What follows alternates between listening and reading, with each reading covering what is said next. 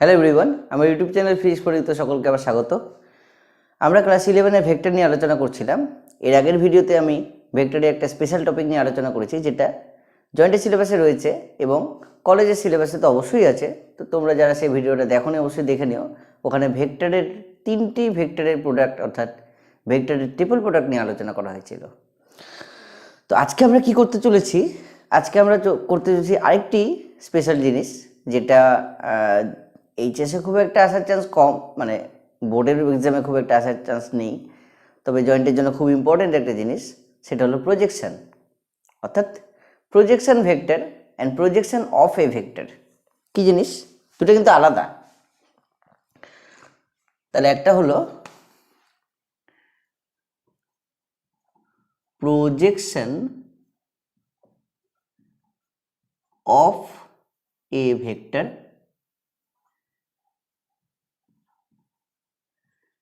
আরেকটা হলো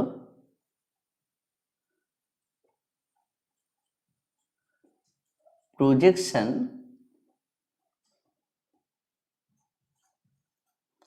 vector, projection of A vector and projection vector. কি জিনিসটা কি? প্রজেকশন কথাটার মানে হলো ছায়া।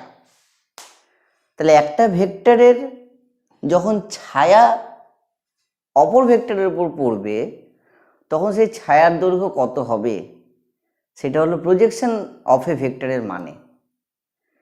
আর সেই ছায়াটাকে যদি একটি ভেক্টর হিসেবে ট্রিট করা হয়, তখন যেটা পাওয়া যাবে সেটা হলো প্রজেকশন ভেক্টর। মানে ছায়াটা যদি একটি ভেক্টর হয়, তখন সেটা হবে প্রজেকশন ভেক্টর। কীরকম? আমি দুটো ছবি পরপর নিচে নিচে এঁকে দেখাই, তাহলে তোমরা সহজে বুঝবে। ধরো একটা ভেক্টর এটা,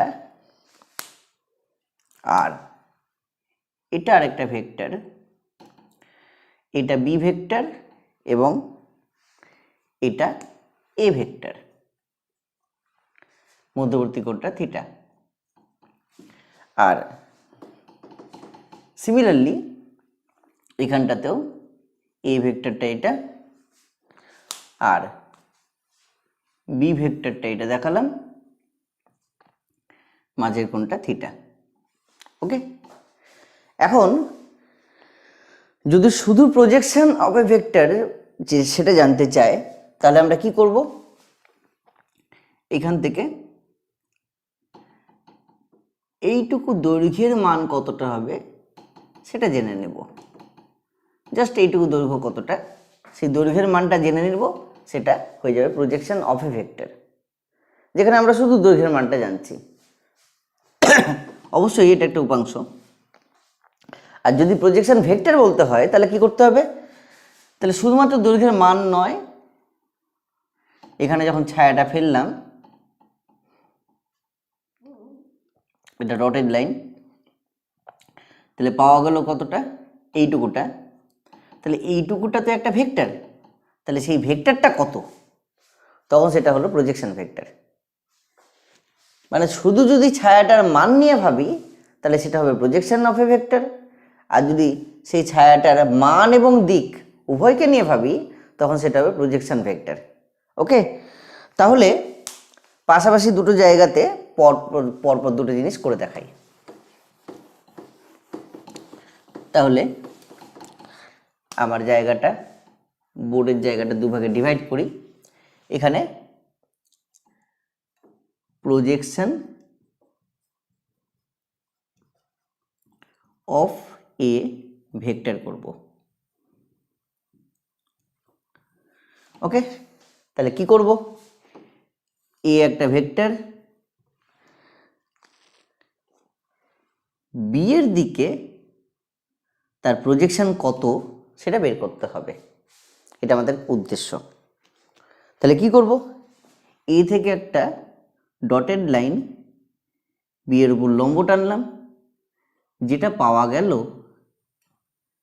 তার মানটা হয়ে গেল বি এর উপর এ ভেক্টরের প্রজেকশন।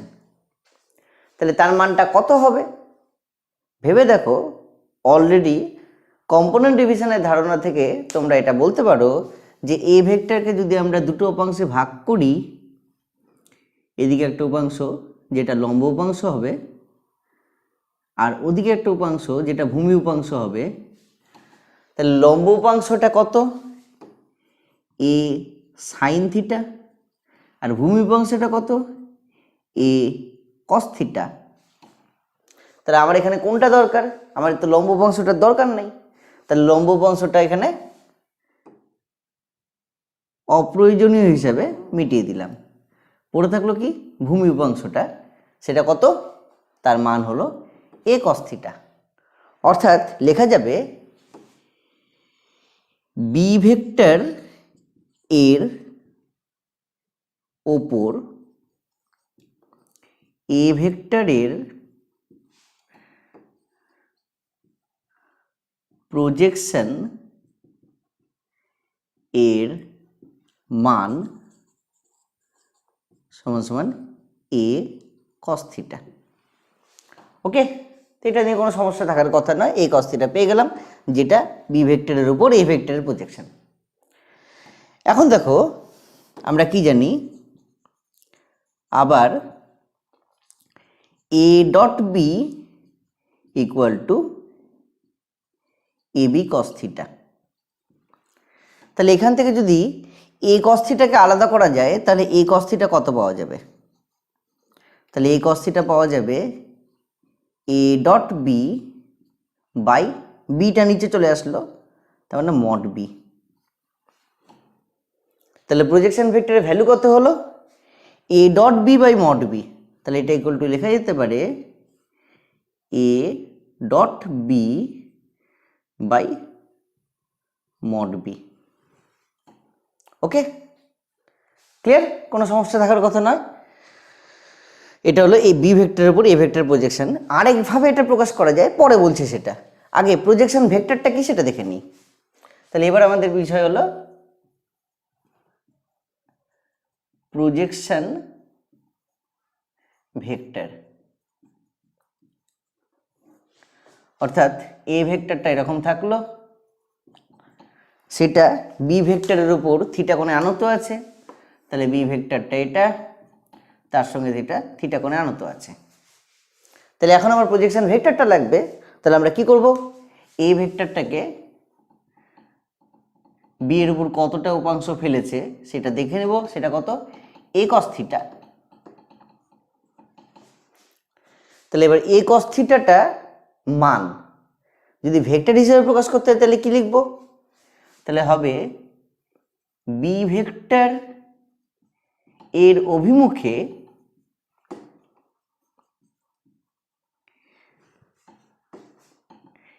এ ভেক্টর এর projection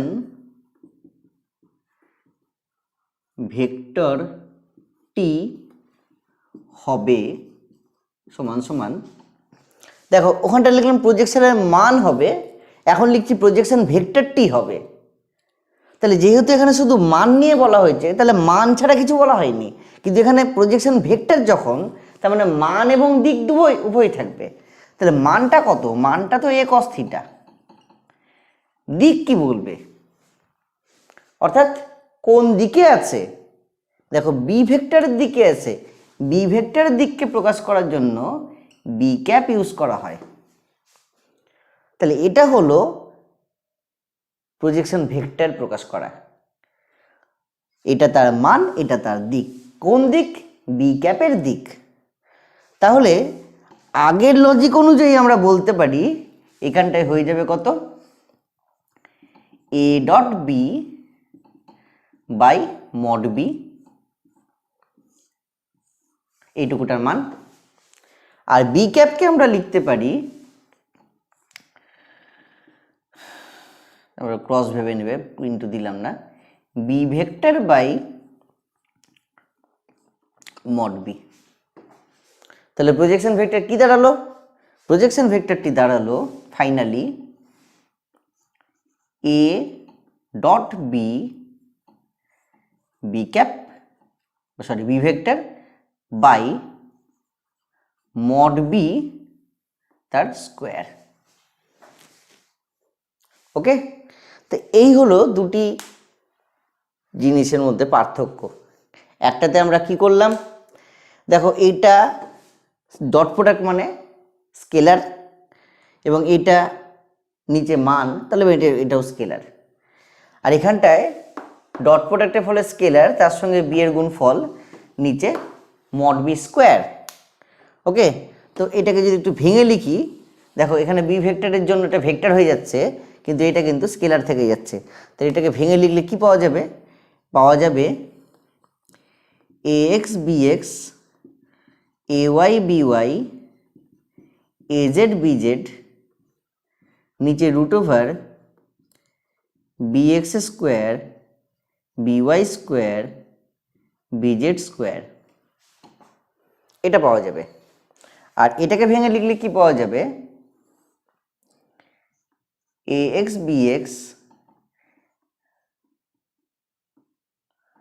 plus A y b y plus A z b z by ব্র্যাকেটে b x square, b y square, b z square. দেখো ডাইমেনশন ম্যাচ করে যাবে। দেখো এখানে দুটি ভেক্টরের গুণ আছে, নিচে স্কোয়ার আছে, তো ডাইমেনশনালি এটা ডাইমেনশনলেস। এ আর বি দুটোর একই টাইপের ভেক্টর যদি হয় তো ডাইমেনশনলেস। আর পড়ে থাকলো কি, এখানে বি ভেক্টর পড়ে থাকলো, তাহলে b x I cap plus b y J cap plus b z K cap, এটা পড়ে থাকলো। তার মানে এটা একটা ভেক্টর রেজাল্ট দিল, যেটা প্রজেকশন ভেক্টর, কিন্তু এটা ভেক্টর না, তার মান, মানে প্রজেকশন ভেক্টরের মান এটা এবং প্রজেকশন ভেক্টরটা এটা। ওকে, এবার সেম রেজাল্ট আমরা আনার চেষ্টা করব অন্য একটা লজিকে। লজিকটা কি, লজিকটা দেখো এখান থেকে বেরিয়ে আসবে কিভাবে, আমি এটা মিটিয়ে দিচ্ছি, মিটিয়ে দেওয়ার পর বলছি। ধরো এই cos থিটাটা মিটিয়ে দিলাম, শুধু ওই অ্যান্সারটা রাখলাম। এখানটাতেও এটা মিটিয়ে দিচ্ছি, এটাও মিটিয়ে দিলাম, কারণ আমরা এইভাবে ভাববো না, একটু অন্যভাবে ভাববো। তাহলে সেই অন্যভাবে ভাবনাটা কি, আচ্ছা এটাও মিটিয়ে দিই, এটা একবারে এটা ভাবার পর ওটা ভাবছি। দেখো এখানটা এটাকে কি বলা যায়, এটাকে দেখো তো এটা বলা যায় কি না, এটা equal to a vector dot b vector by mod b, বলা যায়। তাহলে কি পেলাম, তাহলে পেলাম a vector dot b cap. খুব ভাইটাল এই ভাবনাটা। তাহলে দেখো এত কিছু ভাবতে হবে না, আমাদের যে ডট প্রোডাক্ট করে আনতে হয়েছিল বিষয়টাকে, সেটা আনার দরকার নেই। Direct a vector dot b cap লেখো এটাকে। তাহলে এটাকে কি লিখবো, এটাকে লিখবো a vector dot b cap, বাইরে আবার একটা বি ক্যাপ। দেখো সেম রেজাল্ট ফিরে পাবো। সেম রেজাল্ট কি, সেম রেজাল্ট হলো a dot b by mod b into b vector by mod b. তাহলে হয়ে গেল a dot b, b vector by mod b তার স্কোয়ার। ওকে, তাহলে এখন প্রশ্ন দাঁড়াচ্ছে মনে রাখবো কি করে। ধরো আমি মিটিয়ে দিলাম কোটাটা, এবার এটাও মিটিয়ে দিলাম, আমি এটা ইউজ করছি না, জাস্ট যে ভাষাটা আছে সেই ভাষাটা দিয়ে ব্যাপারটাকে মনে রাখতে চাইছি, যে কিভাবে সূত্রটাকে মনে রাখা যায়। কারণ সূত্রটা মনে রাখাটাই আসল। সূত্র যদি মনে না রাখতে পারো তাহলে তোমরা অঙ্ক করতে পারবে না। এবার তখন তো আর করে করে দেখা যাবে না। বা ধরো মড বি নিচে আছে, মড এ নিয়ে চলে আসলে হতেই পারে, কারণ উপরে এ ডট বি আছে, নিচে মড বি হবে না মড এ হবে, সেটা নিয়ে কনফিউশন হতেই পারে। তাহলে সেই কনফিউশনটা দূর করব কি করে, তো সেটা দূর করার পদ্ধতি এবার দেখাচ্ছি। কি বলেছে, বলেছে বি ভেক্টর এর অভিমুখে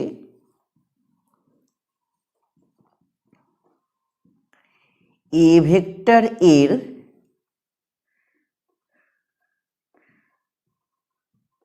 প্রজেকশন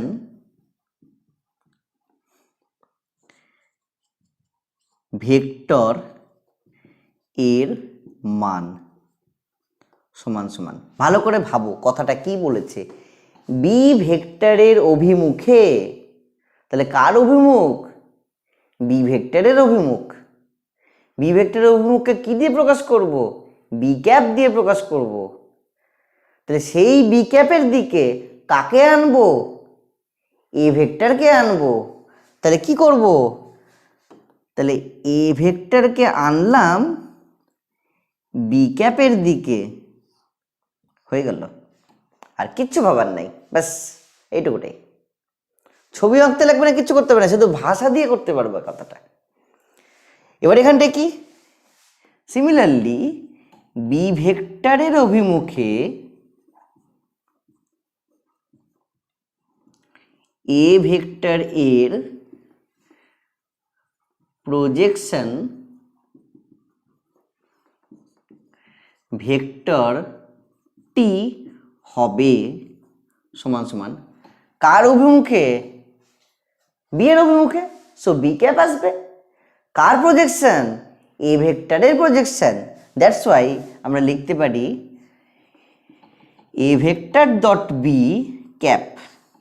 এবার কি, এটা প্রজেকশন শুধু নয়, প্রজেকশন ভেক্টর, সো বাইরে আবার একটা বি ক্যাপ। তাহলে এইভাবে জাস্ট ভাষা দিয়ে বুঝে কাজটা করে ফেলা যায়। কাজটা ঠিক হলো না ভুল হলো আমি আরেকটা প্রমাণ দিচ্ছি, তাহলে তোমরা বুঝতে পারবে যে হ্যাঁ এভাবে কাজটা করা যায় এবং এভাবে কাজটা করা অনেক বেশি ইজি। ঠিক আছে, প্রথমে যেভাবে করেছো সেটা কোনো ভুল না, সেটাও ঠিক এটাও ঠিক, মানে এই জিনিসটা বোঝার তোমার কাছে এখন দুটো পদ্ধতি আছে।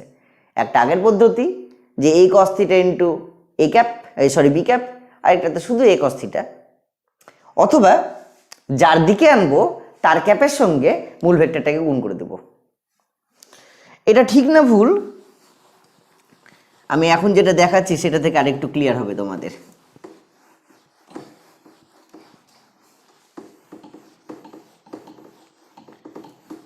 কোনো ছবি আঁকবো না, জাস্ট ছবি না এঁকে ভাষা দিয়ে।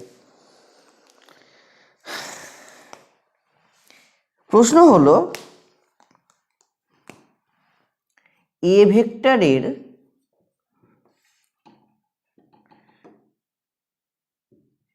এক্স অক্ষ, ওয়াই অক্ষ,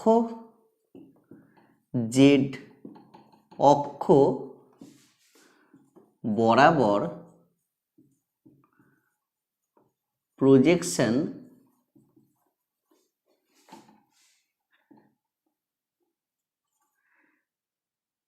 কত। আর সেকেন্ড কোশ্চেন, প্রজেকশন